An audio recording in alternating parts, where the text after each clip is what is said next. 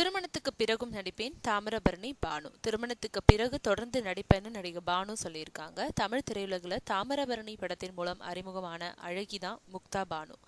அதுக்கு பின்னாடி அவங்க நடிச்ச படங்கள் வெற்றி பெறாததோட காரணமா கோலிவுட்ல இருந்து ஓரங்கட்டப்பட்டாங்க. அவங்களோட நடிப்புல சமீபத்துல வெளியான வாசுவும் சரவணனும் ஒன்னா படிச்சவங்க படம் வெற்றிகரமா ஓடிக்கிட்டு இருக்கு.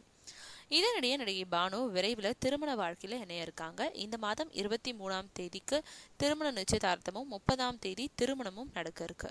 பானு கொச்சியில ஈவென்ட் மேனேஜ்மெண்ட் நிறுவனத்தை நடத்திட்டு வரும் ரிங்கு டாமியை கரம் பிடிக்க இருக்காங்க. நிச்சயதார்த்தம் பாலாரிவட்டம் சர்ச்லயும் 30ஆம் தேதி எடப்பள்ளி சர்ச்ல திருமணமும் நடக்க இருக்கு.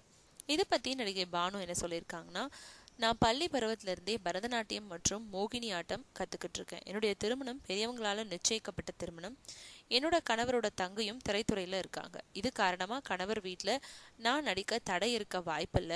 நடிக்கிறதோட மட்டும் இல்லாம நடன நிகழ்ச்சிகளையும் மேற்கொள்ள இருக்கேன்.